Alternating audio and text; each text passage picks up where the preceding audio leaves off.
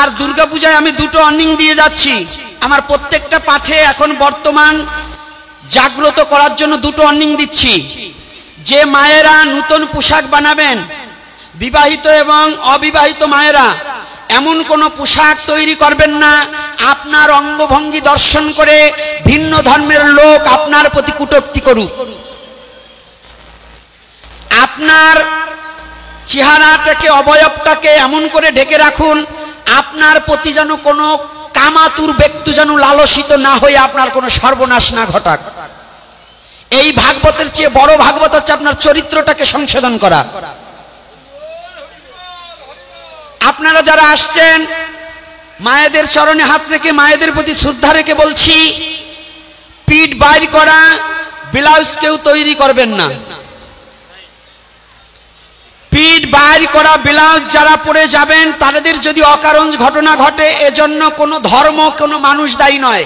আপনি যেমন পশুর মতো চলবেন আর এক পশু আপনার সাথে পশুর মতো ব্যবহার করবে, এতে কোনো বিচার দিলেও বিচার পাবেন না। কথাটা বোঝা গেছে? দ্বিতীয়তে আপনাদের চরণ ধরে করিমানা, আমাদের নলেজে লেখা থাকে, আমার স্টেজে বলা থাকে, লিখে দেয় বাবা এই ব্যাপারে কিছু কথা বলবেন। সবচেয়ে আজকে বলবো, মায়েরা কখনো নাভি বাইর করে কাপড় পরে বাজার ঘাটে গিয়ে আপনার নিজের শরীরটাকে কাউকে দেখাবেন না। এইটা যারা দেখায় ওর মা বাবা সহ স্বামী সহ নরকে নিতে পারেন আপনি একা। একটা নারী পারে 7 জন পুরুষকে নরকে ঠেলে দিতে, আবার একটা নারী পারে 7 জন পুরুষকে স্বর্গে নিয়ে যেতে। নারী নরকের দ্বার, নারী স্বর্গের সিঁড়ি। চরণ ধরে করিমানা। আর যে বাবারা এই সমস্ত মেয়ে ছেলের ওই রকম পোশাক কিনে দেয়, ওরা মানুষ না, ওরা জানোয়ার। এই জানোয়ার গুলো যদি সঠিক না হয় তাহলে ওইগুলো সঠিক হবে না। তাই চরণ ধরে করিমানা, পশুত্ব স্বভাব পরিত্যাগ করুন, না হলে এরকম কীর্তন ভাগবত যা দেন কোনো লাভ হবে না। আমার চরিত্রের কারণে যেন অন্য কোনো দাগ না লাগাতে পারে। আপনার মেয়ে কেমন পোশাক পরবে, এমন অশ্লীল রুচিবোধ কোনো পোশাক যেন পরিধান না হয়, যেটা পরিধান করে মশারির তেনা পরে যেন রাস্তায় বেরোলে যেন ভিন্ন ধর্মের লোক আপনার মেয়ের প্রতি কু মন্তব্য না করতে পারে। এটা চরণ ধরে নিষেধ করছি।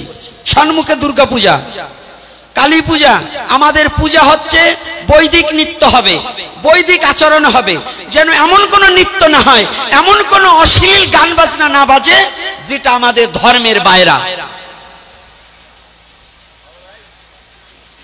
কি আমার কথায় কি একমত? যদি একমত কারা কারা আছেন একটু হাত তুলেন তো। যে কয়টা পুরুষ ছেলে হাত তুলবে না বসবো ওর বউকে দিয়ে ওই করলে করাবে, আর যে মেয়ে ছেলেরা হাত তুলবে না বসবো ওরা ইয়ে করে।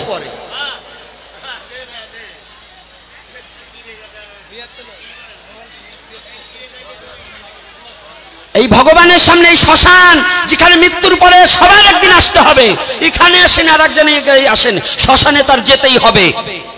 এই শ্মশানটা হচ্ছে মানুষের শেষ স্থান। এই শেষ স্থানে এসে ওয়াদাবদ্ধ হন, সনাতন ধর্ম পবিত্র, এই পবিত্রতা রক্ষা করব আমি। মানে আমার কথা বলছি না, প্রত্যেকজন বলবেন যে আমি রক্ষা করব।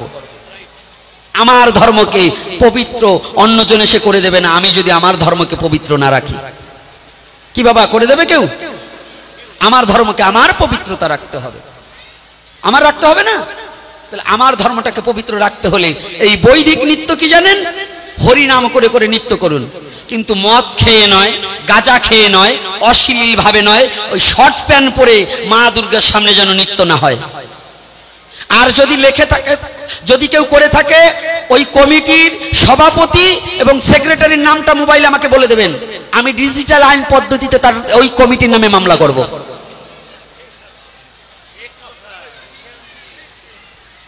কথাটা বুঝতে পারছেন? না হলে ওই কমিটির সভাপতি এবং সেক্রেটারি যারা থাকবে তাদেরকে পরিত্যাগ করতে হবে, অর্থাৎ ওই যোগ্য স্থান তার নাই। যদি এই অশ্লীলতা সে পরিত্যাগ না করতে পারে তাহলে ওই যোগ্য স্থান তার নেই। এটা কিন্তু কঠোরভাবে আমাদের সনাতন ধর্মের মধ্যে এটা প্রচার করতে হবে। তাই